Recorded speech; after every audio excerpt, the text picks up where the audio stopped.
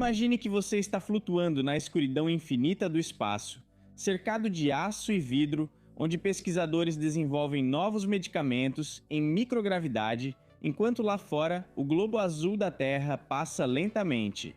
Isso não é ficção científica. Essa é a realidade das estações espaciais que há décadas nos permitem conquistar o espaço como um segundo lar. Mas com o fim iminente da ISS, em 2030 o mercado está explodindo. 10 novas estações espaciais estão em planejamento, desde gigantes comerciais como a Raven, Undavest e a Orbital Reef da Blue Origin, até projetos estatais como a Bharatya, Antariksh e a Estação Russa.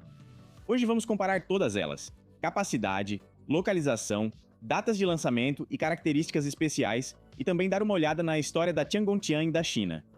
Por que esse boom está acontecendo agora? Vamos mergulhar nas mega estações espaciais do futuro, que vão nos trazer não só pesquisa, mas verdadeiras economias espaciais. Meu nome é Sirwan e este é Crônicas de Marte. Vamos decolar! Antes de saltarmos para o futuro, uma pequena excursão pela história.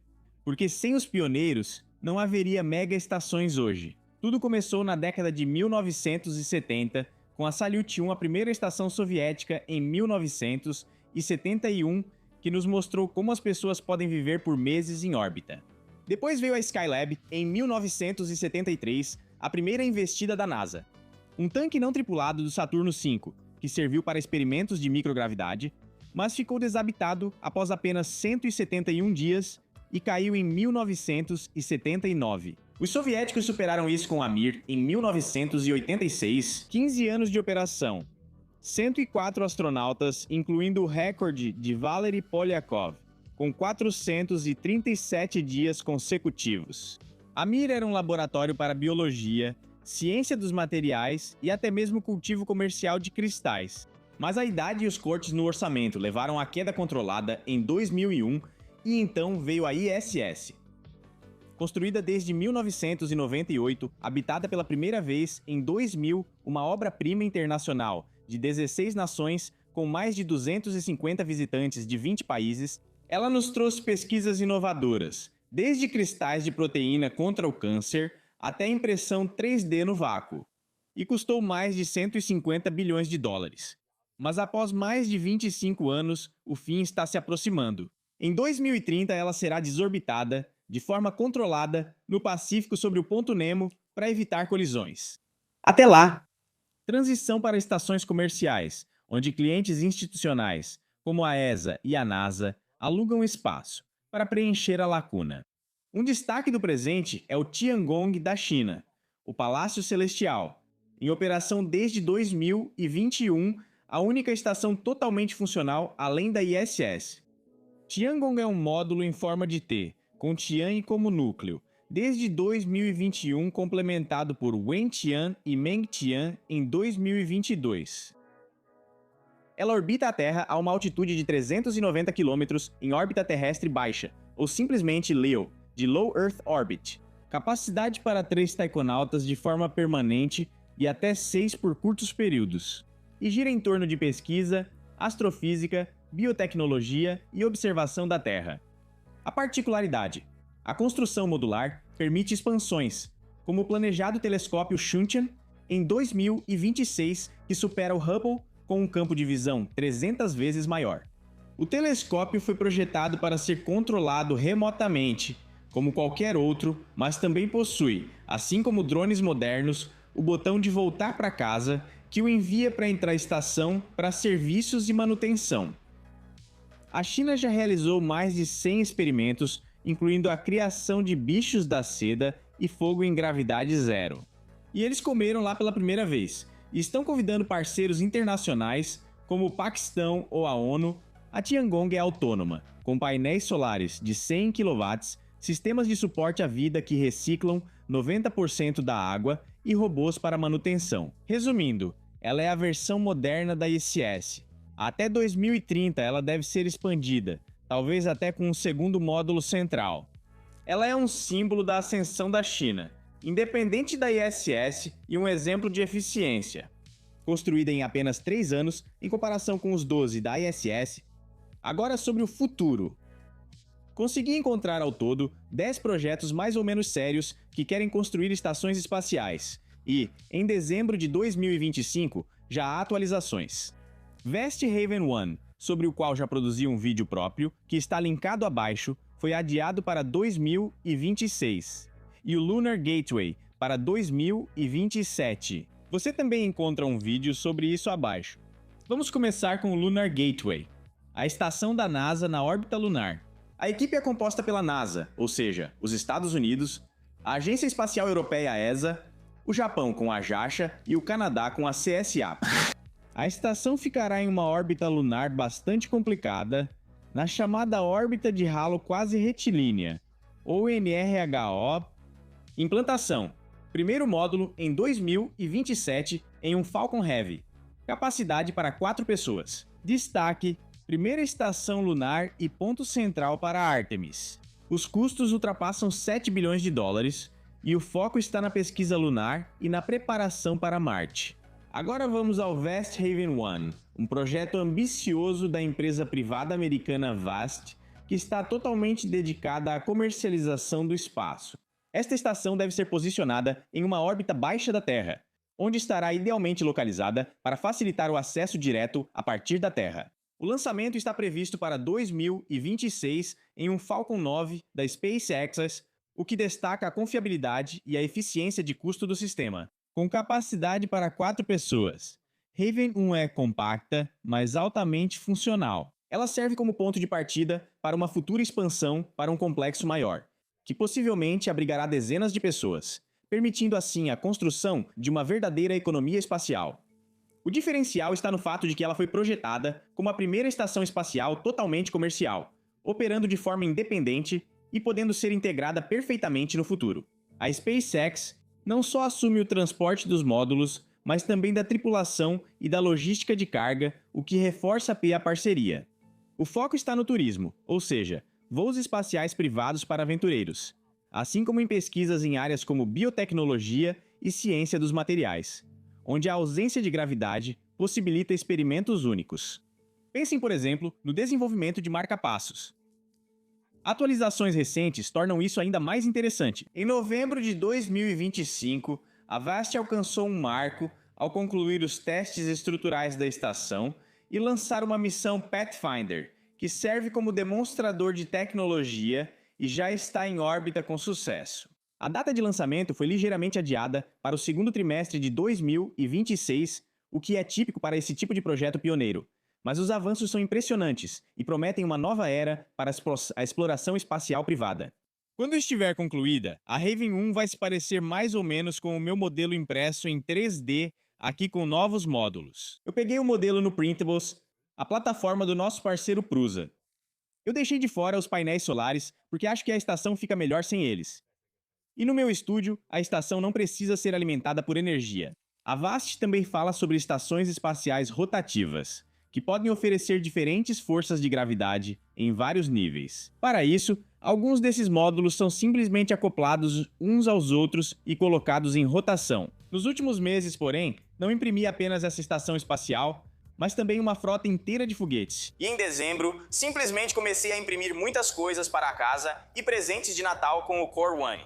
Por exemplo, este suporte para garrafas, este jogo de hélice ou este boneco de neve luminoso. Atualmente, essa tecnologia está tão avançada que qualquer pessoa pode lidar com ela. Então, se você também está afim dessa tecnologia incrivelmente legal, fique à vontade para usar meu link de afiliado abaixo para acessórios e impressoras.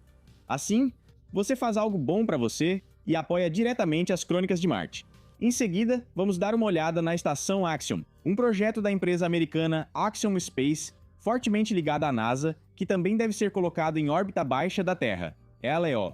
O lançamento do primeiro módulo está previsto para 2027, sendo inicialmente acoplado como um módulo de expansão à Estação Espacial Internacional, ISS, para ser integrado de forma contínua às operações já existentes. Com capacidade para 8 pessoas, ela oferece muito mais espaço do que muitas outras estações planejadas e foi projetada para ser adequada a longo prazo para equipes internacionais. A particularidade está em seu papel como solução de transição da ISS. Antes do desligamento planejado da ISS, em 2030, a estação pode ser desacoplada e continuar operando de forma independente, o que garante uma presença contínua em órbita. O desacoplamento está atualmente previsto para 2028, mas se o primeiro módulo for lançado em 2027, então é questionável se a estação já poderá operar de forma independente da ISS apenas um ano depois. Graças a um contrato da NASA de 2000, ela serve como uma ponte para a era comercial, onde a NASA pode alugar vagas em vez de construir tudo sozinha. O foco está no uso comercial, especialmente em experimentos de biotecnologia, nos quais células são cultivadas em gravidade zero para desenvolver novos medicamentos, assim como em pesquisas de materiais que possibilitam ligas impossíveis de serem feitas na Terra. Desenvolvimentos recentes mostram progresso. A estrutura principal, o módulo AXP-PTM, está atualmente sendo construída na Itália pela Thales Alenia Space e deveria ter sido transferida e integrada em Houston no outono de 2025, mas isso parece ainda não ter acontecido. Não encontrei nada sobre isso. De qualquer forma, eles são protagonistas na era pós-ISS, mas também atualmente, pois eles, em cooperação com a SpaceX e a NASA, levam turistas privados para a ISS, o que não deixa as equipes profissionais muito felizes. Mas isso traz dinheiro, e dinheiro é o que move o mundo. Agora vamos dar uma olhada na cooperação entre a Gravitix e a Força Espacial dos Estados Unidos. A Gravitix é uma empresa privada americana que trabalha junto com a Força Espacial dos Estados Unidos, ou simplesmente o SSF, para impulsionar aplicações militares no espaço. A localização exata da estação ainda não foi definida, ou seja, será anunciada, o que é típico para projetos sensíveis que podem ser ajustados de forma flexível.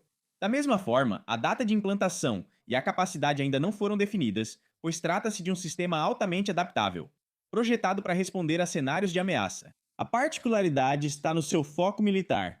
Ela serve ao Programa Espacial de Resposta Tática, ou TACRS, que visa possibilitar respostas rápidas no espaço, como o rápido lançamento de satélites ou sensores contra ameaças. Baseada nos módulos StarMax, que são modulares e escaláveis, a Gravitix recebeu em abril de 2024 um contrato de 1,7 milhão de dólares, que agora pode ser ampliado para até 60 milhões de dólares. O foco está na defesa, no rápido desdobramento de cargas úteis, como sensores ou drones em órbita, para garantir vantagens na consciência situacional espacial. As atualizações tornam tudo muito mais interessante. Em novembro de 2025, a Gravitix apresentou o conceito Diamondback, um porta-aviões orbital que funciona como um porta-aviões no espaço e pode lançar satélites diretamente, aprofundando a cooperação e levando a Força Espacial dos Estados Unidos para a era da tecnologia espacial comercial. Vamos dar uma olhada na Estação Orbital Russa, um projeto ambicioso da Agência Espacial Russa Roscosmos, concebido como sucessora direta da Estação Espacial Internacional, ISS, e que visa garantir a presença russa no espaço. Esta estação será posicionada em uma órbita baixa da Terra, ou seja, LEO, especificamente em uma órbita com inclinação de 50 e 1,6 graus, como foi anunciado recentemente no dia 5 de dezembro de 2025 por Denis Matveev. O chefe do planejamento de missões foi anunciado. Um retorno a parâmetros comprovados, que facilitam o lançamento e a acessibilidade. O desdobramento começa em 2027 com o primeiro módulo modelo, que deve ser lançado em um foguete Soyuz ou Angara, e deve ser expandido para um total de 6 módulos até 2033. Com uma capacidade mínima para 2 pessoas, ela é flexível em sua utilização, podendo acomodar mais pessoas se necessário, e oferecendo tanto modos de operação autônoma, sem tripulação, quanto missões tripuladas para estadias de longa duração. A particularidade está em seu papel como substituto independente da ISS para a Rússia. Ela será totalmente autônoma, equipada com sistemas avançados para fornecimento de energia por painéis solares com mais de 100 kW de potência e sistemas de suporte à vida, como reciclagem de água e oxigênio. O foco está no desenvolvimento de novos materiais em gravidade zero, pesquisa médica sobre estadias prolongadas no espaço, além de testes de tecnologias inovadoras como robótica e sistemas de comunicação. Atualizações recentes destacam o progresso. Ao longo do ano de 2025, a Roscosmos finalizou os parâmetros da órbita e expandiu parcerias com atores internacionais como Belarus. Transformar a estação em um laboratório versátil até 2023. que apoia a soberania da Rússia no espaço e possivelmente até abre usos comerciais. Agora vem um dos meus favoritos absolutos, o Orbital Reef da Blue Origin, um projeto conjunto das empresas americanas Blue Origin e Sierra Space, que visa impulsionar a comercialização do espaço e também ficará em órbita terrestre baixa, para garantir o acesso fácil de tripulações e cargas úteis. A implantação está previsto para 2027, com os módulos sendo levados pela New Glenn e pela Vulcan Centaur. Com capacidade para 10 pessoas, ela oferece espaço suficiente para equipes internacionais e foi projetada para uso de longo prazo em diferentes finalidades, desde pesquisa até missões privadas. Esta estação tem várias particularidades. A primeira é a disponibilidade de uma quantidade incrível de janelas, o que mostra o foco da Blue Origin à Terra. Mesmo no espaço, eles estão focados na Terra. Outra característica interessante é que eles são os únicos que apostam em módulos infláveis em grande escala. Eles obtêm os módulos da parceira Sierra Space. Os módulos são lançados dobrados e só são utilizados em órbita, o que torna o transporte mais eficiente e reduz o custo por metro cúbico de volume. Uma tecnologia que a Sierra Space desenvolveu ainda mais com o dinheiro da NASA para posicionar a estação como um parque empresarial em órbita. Este veículo também é ótimo para atividades extraveiculares. Um pequeno módulo com espaço para uma pessoa, sistemas de suporte à vida e braços robóticos com ferramentas para trabalhos fora da estação. Isso reduz a necessidade de trajes espaciais e caminhadas no espaço. O foco está voltado para as atividades comerciais e a pesquisa, especialmente em áreas como a farmacêutica, onde a ausência de gravidade permite novos cristais, assim como no turismo e na produção industrial. Atualizações recentes deixam o projeto mais interessante. Em abril de 2025, a Sierra Space concluiu testes com humanos no circuito, nos quais operações diárias foram simuladas em um modelo em tamanho real. E em junho de 2025, foram realizados com sucesso testes de impacto em hipervelocidade, que confirmaram a resistência contra detritos espaciais, o que abre caminho para o lançamento em 2027 e torna o Orbital Reef um pioneiro na exploração espacial privada. A mesma tecnologia que a Sierra Space utiliza para fornecer módulos infláveis para a Blue Origin, eles também usam para perseguir suas próprias ambições de estação espacial. Eles estão planejando suas próprias estações espaciais Life, estruturas enormes que são lançadas em uma única peça e só são infladas no espaço. Eles estão planejando diferentes tamanhos. Eles começam com pequenos módulos de pouco menos de 300 metros cúbicos e vão aumentando até chegarem a 5.000 metros cúbicos, com um módulo habitável que tem 22 metros de comprimento e 19 metros de diâmetro. Isso é obviamente uma ideia totalmente diferente de como as estações espaciais podem ser, comparado com os nossos participantes anteriores. A Sierra Space planeja suas estações para a órbita baixa da Terra. O lançamento de um primeiro módulo está previsto para 2026, o que o torna um dos primeiros candidatos entre as novas estações e possibilita uma implementação rápida.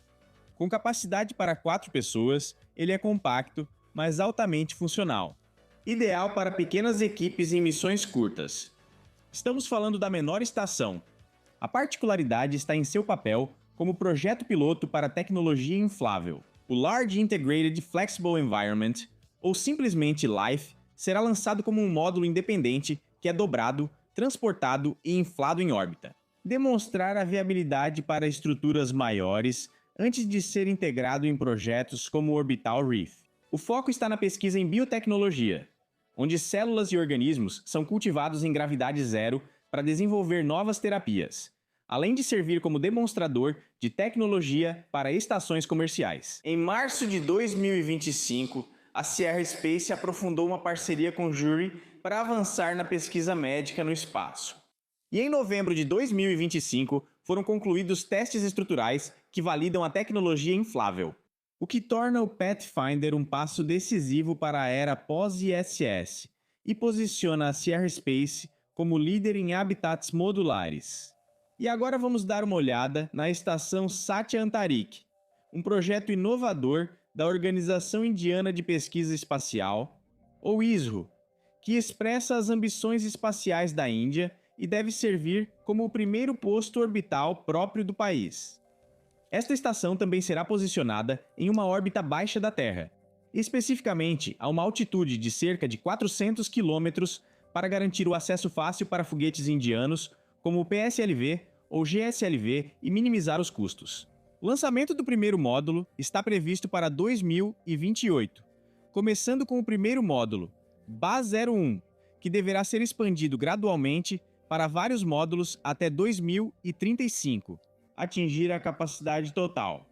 Com uma capacidade de 2 a 4 pessoas, ela foi projetada de forma flexível, adequada para missões de curta e longa duração e integra elementos do programa Gangayaan, que prepara os primeiros voos tripulados da Índia. A particularidade está no fato de ser a primeira estação espacial da Índia, que não só garante a soberania nacional em órbita, mas também serve como trampolim para futuras missões lunares até 2040, incluindo o desenvolvimento de tecnologias para missões tripuladas, pousos e utilização de recursos.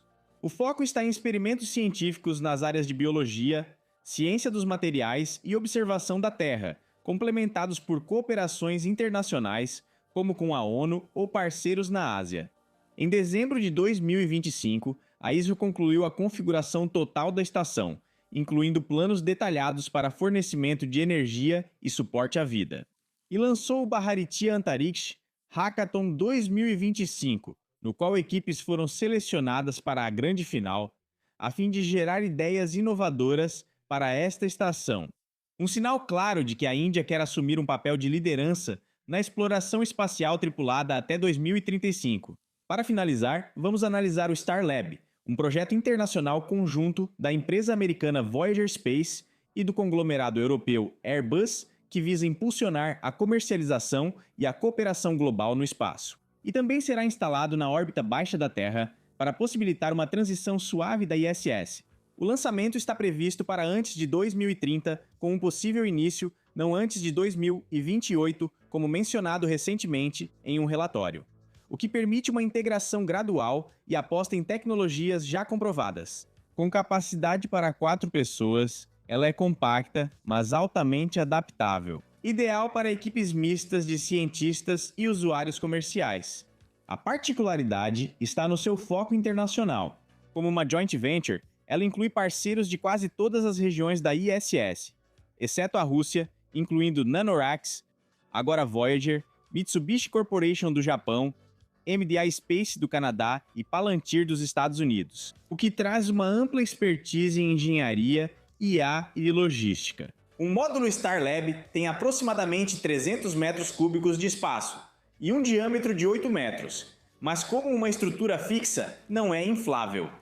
Isso significa que a Starship será o único veículo capaz de levar essa estação ao espaço. O foco está voltado para pesquisas em microgravidade, como biotecnologia e testes de materiais, além de aplicações comerciais, incluindo hospitalidade em órbita para futuras missões. Em novembro de 2025, a Starlab garantiu um investimento estratégico da Janus Henderson para acelerar o desenvolvimento e adicionou a Space Application Services da Bélgica como novo parceiro e acionista, o que amplia a expertise em integração de cargas úteis. Além disso, o CEO da Voyager, Dylan Taylor, destacou recentemente em uma entrevista a viabilidade das estações privadas. E em julho de 2025 foi concluída a revisão preliminar de projeto, o que transforma a Starlab em um parque empresarial no espaço e torna o período de transição após a ISS sem interrupções. Resumindo, esse boom nos mostra: após a ISS, o espaço será mais democrático. Estações comerciais como a Haven One ou a Axiom ganham espaço com lançamentos mais baratos e foco no lucro, enquanto as estações estatais, como a Tiangong ou a Bharatiya, garantem a soberania. A comparação mostra que a órbita baixa da Terra segue como foco de pesquisa e turismo, enquanto a Lua e a Gateway são voltadas à exploração. Desafios, custos e atrasos. A Haven One pode ser lançada em 2026, mas a VAST precisa obter as certificações necessárias. A Gateway está enfrentando aumento de custos, mas o otimismo ainda prevalece. Até 2030, teremos várias estações que nos fornecerão medicamentos, materiais e dados que seriam impossíveis de obter na Terra.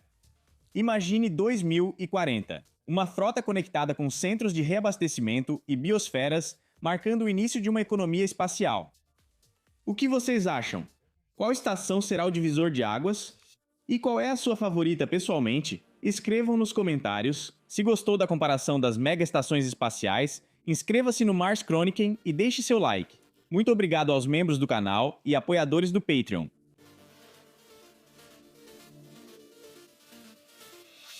Olá, ainda estou gravando.